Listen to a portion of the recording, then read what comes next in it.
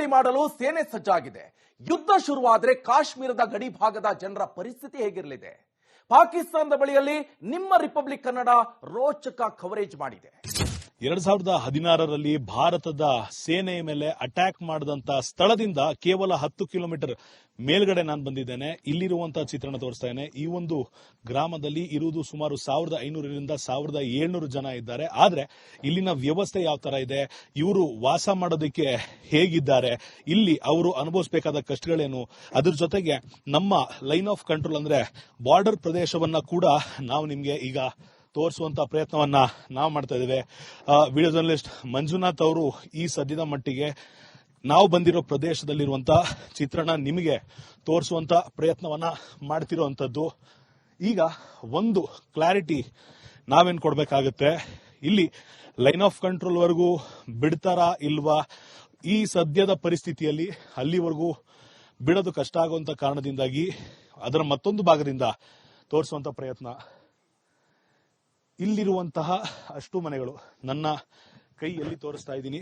ಅಲ್ಲಿಂದ ಇರುವಂತ ಎಡಭಾಗದಲ್ಲಿರುವಂತಹ ಅಷ್ಟು ಮನೆಗಳು ಭಾರತಕ್ಕೆ ಸೇರಿದ್ದವಾದ್ರೆ ಒಂದು ಮೊಬೈಲ್ ಟವರ್ ಅನ್ನ ಕ್ಯಾಮರಾ ಪರ್ಸನ್ ಮಂಜುನಾಥ್ ನಿಮಗೆ ತೋರಿಸುವಂತ ಪ್ರಯತ್ನವನ್ನ ಮಾಡ್ತಾರೆ. ಆ ಟವರ್ನ ಬಲಭಾಗದಲ್ಲಿ ಇರುವಂತಹ ಬೆಟ್ಟದ ಮೇಲೆ ಸಣ್ಣ ಪುಟ್ಟದಾಗಿ ಕಾಣ್ತಿರುವಂತಹ ಅಷ್ಟು ಮನೆಗಳು ಆಜಾದ್ ಕಾಶ್ಮೀರ ಅಥವಾ ಪಾಕಿಸ್ತಾನ್ ಆಕ್ಯುಪೈಡ್ ಕಾಶ್ಮೀರ ಅಂತ ಏನ್ ಹೇಳ್ತೀವಿ, ಅಲ್ಲಿಗೆ ಸೇರಿರುವಂತ ಮನೆಗಳಾಗಿರುವಂತದ್ದು. ಸಣ್ಣ ಪ್ರಮಾಣದಲ್ಲಿ ನದಿ ಹರಿತಾ ಇರುವಂತಹ ಚಿತ್ರಣವನ್ನ ನಮ್ಮ ಕ್ಯಾಮೆರಾ ಏನಾದರೂ ಕಾಣಿಸಿದ್ರೆ ಆ ಒಂದು ಭಾಗದಿಂದ ಬಲಭಾಗಕ್ಕೆ ಇರುವಂತ ಅಷ್ಟು ಪ್ರದೇಶ ಆಜಾದ್ ಕಾಶ್ಮೀರ್ ಅಥವಾ ಪಾಕಿಸ್ತಾನ್ ಆಕ್ಯುಪೈಡ್ ಕಾಶ್ಮೀರ್ಗೆ ಸೇರಿರುವಂತದ್ದು. ಇಲ್ಲಿಗೆ 2016ರಲ್ಲಿ ಅಟ್ಯಾಕ್ ಆದಂತಹ ಸ್ಥಳದಿಂದ ನಾವು ಕೇವಲ 10 ಕಿಲೋಮೀಟರ್ ಮೇಲೆ ಬಂದಿರುವಂತದ್ದು. ಇಲ್ಲಿರುವಂತಹ ಜನರು ಖಂಡಿತವಾಗಿಯೂ ದಶಕಗಳಿಂದ ತಮ್ಮ ಜೀವವನ್ನ ಕೈಯಲ್ಲಿ ಹಿಡಿದು ಬದುಕಬೇಕಾಗಿರುವಂತದ್ದು. ಸಣ್ಣ ಮಕ್ಕಳಿಂದ ಹಿಡಿದು ವಯಸ್ಸಾಗಿರುವಂತಹ ಹಿರಿಯರು ಕೂಡ ಇಲ್ಲಿ ಯಾವ ಸಂದರ್ಭದಲ್ಲಿ ಏನಾಗುತ್ತೆ ಅಂತ ಗೊತ್ತಿಲ್ಲದೆ ತಮ್ಮ ಜೀವನವನ್ನ ನಡೆಸುವಂತ ಅನಿವಾರ್ಯತೆ ಅವರಿಗೆ ಎದುರಾಗಿರುವಂತದ್ದು. ಇಲ್ಲಿರುವಂತಹ ಬಂಕರ್ಗಳ ವ್ಯವಸ್ಥೆ ಯಾವ ತರ ಇದೆ ಮುಂದಿನ ಭಾಗದಲ್ಲಿ ತೋರಿಸ್ತೀವಿ. ಅಲ್ಲಿವರೆಗೂ ನೋಡ್ತಾ ಇರಿ ರಿಪಬ್ಲಿಕ್ ಕನ್ನಡ. ಕಾಶ್ಮೀರದಿಂದ ಕ್ಯಾಮರಾ ಪರ್ಸನ್ ಮಂಜುನಾಥ್ ಜೊತೆ ಅಭಿಷೇಕ್ ಬಿವಿ, ರಿಪಬ್ಲಿಕ್ ಕನ್ನಡ. ತಿದ್ದುಪಡಿ ಮಾಡಲು ಸೇನೆ ಸಜ್ಜಾಗಿದೆ. ಯುದ್ಧ ಶುರುವಾದರೆ ಕಾಶ್ಮೀರದ ಗಡಿ ಭಾಗದ ಜನರ ಪರಿಸ್ಥಿತಿ ಹೇಗಿರಲಿದೆ? ಪಾಕಿಸ್ತಾನದ ಬಳಿಯಲ್ಲಿ ನಿಮ್ಮ ರಿಪಬ್ಲಿಕ್ ಕನ್ನಡ ರೋಚಕ ಕವರೇಜ್ ಮಾಡಿದೆ. 2016ರಲ್ಲಿ ಭಾರತದ ಸೇನೆಯ ಮೇಲೆ ಅಟ್ಯಾಕ್ ಮಾಡಿದಂತ ಸ್ಥಳದಿಂದ ಕೇವಲ 10 ಕಿಲೋಮೀಟರ್ ಮೇಲ್ಗಡೆ ನಾನು ಬಂದಿದ್ದೇನೆ. ಇಲ್ಲಿರುವಂತಹ ಚಿತ್ರಣ ತೋರಿಸ್ತಾ ಇದ್ದೇನೆ. ಈ ಒಂದು ಗ್ರಾಮದಲ್ಲಿ ಇರುವುದು ಸುಮಾರು 1500ರಿಂದ 1700 ಜನ ಇದ್ದಾರೆ. ಆದ್ರೆ ಇಲ್ಲಿನ ವ್ಯವಸ್ಥೆ ಯಾವ ತರ ಇದೆ, ಇವರು ವಾಸ ಮಾಡೋದಕ್ಕೆ ಹೇಗಿದ್ದಾರೆ, ಇಲ್ಲಿ ಅವರು ಅನುಭವಿಸಬೇಕಾದ ಕಷ್ಟಗಳೇನು, ಅದ್ರ ಜೊತೆಗೆ ನಮ್ಮ ಲೈನ್ ಆಫ್ ಕಂಟ್ರೋಲ್ ಅಂದ್ರೆ ಬಾರ್ಡರ್ ಪ್ರದೇಶವನ್ನ ಕೂಡ ನಾವು ನಿಮ್ಗೆ ಈಗ ತೋರಿಸುವಂತ ಪ್ರಯತ್ನವನ್ನ ನಾವು ಮಾಡ್ತಾ ಇದ್ದೇವೆ. ವಿಡಿಯೋ ಜರ್ನಲಿಸ್ಟ್ ಮಂಜುನಾಥ್ ಅವರು ಈ ಸದ್ಯದ ಮಟ್ಟಿಗೆ ನಾವು ಬಂದಿರೋ ಪ್ರದೇಶದಲ್ಲಿರುವಂತಹ ಚಿತ್ರಣ ನಿಮಗೆ ತೋರಿಸುವಂತ ಪ್ರಯತ್ನವನ್ನ ಮಾಡ್ತಿರುವಂತದ್ದು. ಈಗ ಒಂದು ಕ್ಲಾರಿಟಿ ನಾವೇನ್ ಕೊಡ್ಬೇಕಾಗತ್ತೆ, ಇಲ್ಲಿ ಲೈನ್ ಆಫ್ ಕಂಟ್ರೋಲ್ ವರೆಗೂ ಬಿಡ್ತಾರಾ ಇಲ್ವಾ, ಈ ಸದ್ಯದ ಪರಿಸ್ಥಿತಿಯಲ್ಲಿ ಅಲ್ಲಿವರೆಗೂ ಬಿಡೋದು ಕಷ್ಟ ಆಗುವಂತ ಕಾರಣದಿಂದಾಗಿ ಅದರ ಮತ್ತೊಂದು ಭಾಗದಿಂದ ತೋರಿಸುವಂತ ಪ್ರಯತ್ನ. ಇಲ್ಲಿರುವಂತಹ ಅಷ್ಟು ಮನೆಗಳು ನನ್ನ ಕೈಯಲ್ಲಿ ತೋರಿಸ್ತಾ ಇದ್ದೀನಿ. ಅಲ್ಲಿಂದ ಇರುವಂತಹ ಎಡಭಾಗದಲ್ಲಿರುವಂತಹ ಅಷ್ಟು ಮನೆಗಳು ಭಾರತಕ್ಕೆ ಸೇರಿದ್ದವಾದ್ರೆ ಒಂದು ಮೊಬೈಲ್ ಟವರ್ ಅನ್ನ ಕ್ಯಾಮರಾ ಪರ್ಸನ್ ಮಂಜುನಾಥ್ ನಿಮಗೆ ತೋರಿಸುವಂತ ಪ್ರಯತ್ನವನ್ನ ಮಾಡ್ತಾರೆ. ಆ ಟವರ್ನ ಬಲಭಾಗದಲ್ಲಿ ಇರುವಂತಹ ಬೆಟ್ಟದ ಮೇಲೆ ಸಣ್ಣ ಪುಟ್ಟದಾಗಿ ಕಾಣ್ತಿರುವಂತಹ ಅಷ್ಟು ಮನೆಗಳು ಆಜಾದ್ ಕಾಶ್ಮೀರ ಅಥವಾ ಪಾಕಿಸ್ತಾನ್ ಆಕ್ಯುಪೈಡ್ ಕಾಶ್ಮೀರ ಅಂತ ಏನ್ ಹೇಳ್ತೀವಿ, ಅಲ್ಲಿಗೆ ಸೇರಿರುವಂತ ಮನೆಗಳಾಗಿರುವಂತದ್ದು. ಸಣ್ಣ ಪ್ರಮಾಣದಲ್ಲಿ ನದಿ ಹರಿತಾ ಇರುವಂತಹ ಚಿತ್ರಣವನ್ನ ನಮ್ಮ ಕ್ಯಾಮೆರಾ ಏನಾದರೂ ಕಾಣಿಸಿದ್ರೆ ಆ ಒಂದು ಭಾಗದಿಂದ ಬಲಭಾಗಕ್ಕೆ ಇರುವಂತ ಅಷ್ಟು ಪ್ರದೇಶ ಆಜಾದ್ ಕಾಶ್ಮೀರ್ ಅಥವಾ ಪಾಕಿಸ್ತಾನ್ ಆಕ್ಯುಪೈಡ್ ಕಾಶ್ಮೀರ್ಗೆ ಸೇರಿರುವಂತದ್ದು. ಇಲ್ಲಿಗೆ 2016ರಲ್ಲಿ ಅಟ್ಯಾಕ್ ಆದಂತಹ ಸ್ಥಳದಿಂದ ನಾವು ಕೇವಲ 10 ಕಿಲೋಮೀಟರ್ ಮೇಲೆ ಬಂದಿರುವಂತದ್ದು.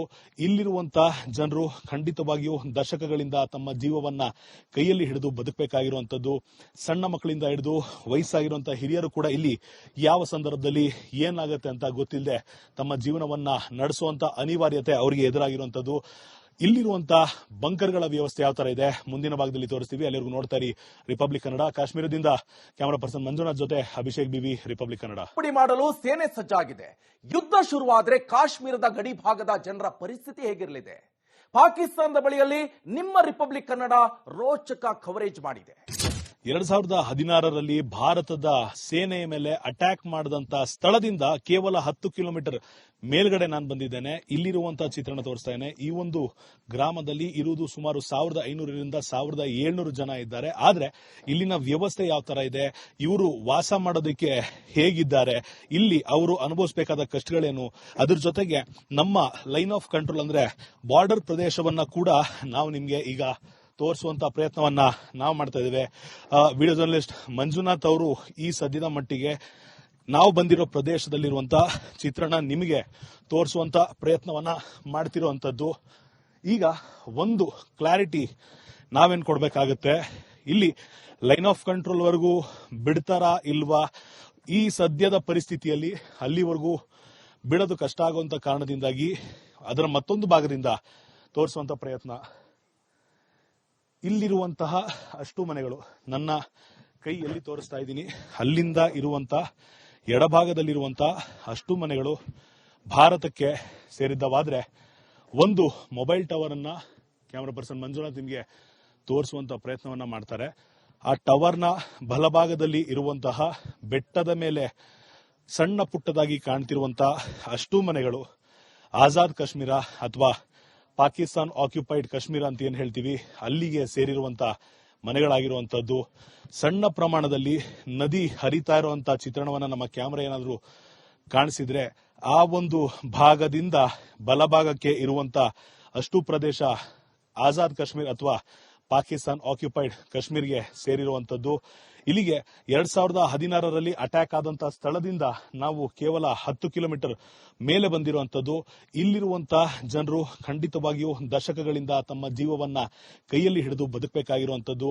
ಸಣ್ಣ ಮಕ್ಕಳಿಂದ ಹಿಡಿದು ವಯಸ್ಸಾಗಿರುವಂತಹ ಹಿರಿಯರು ಕೂಡ ಇಲ್ಲಿ ಯಾವ ಸಂದರ್ಭದಲ್ಲಿ ಏನಾಗುತ್ತೆ ಅಂತ ಗೊತ್ತಿಲ್ಲದೆ ತಮ್ಮ ಜೀವನವನ್ನ ನಡೆಸುವಂತ ಅನಿವಾರ್ಯತೆ ಅವರಿಗೆ ಎದುರಾಗಿರುವಂತದ್ದು. ಇಲ್ಲಿರುವಂತಹ ಬಂಕರ್ಗಳ ವ್ಯವಸ್ಥೆ ಯಾವ ತರ ಇದೆ ಮುಂದಿನ ಭಾಗದಲ್ಲಿ ತೋರಿಸ್ತೀವಿ. ಅಲ್ಲಿವರೆಗೂ ನೋಡ್ತಾ ಇರಿ ರಿಪಬ್ಲಿಕ್ ಕನ್ನಡ. ಕಾಶ್ಮೀರದಿಂದ ಕ್ಯಾಮರಾ ಪರ್ಸನ್ ಮಂಜುನಾಥ್ ಜೊತೆ ಅಭಿಷೇಕ್ ಬಿವಿ, ರಿಪಬ್ಲಿಕ್ ಕನ್ನಡ. ಪುಡಿ ಮಾಡಲು ಸೇನೆ ಸಜ್ಜಾಗಿದೆ.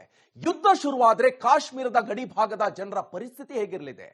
ಪಾಕಿಸ್ತಾನದ ಬಳಿಯಲ್ಲಿ ನಿಮ್ಮ ರಿಪಬ್ಲಿಕ್ ಕನ್ನಡ ರೋಚಕ ಕವರೇಜ್ ಮಾಡಿದೆ.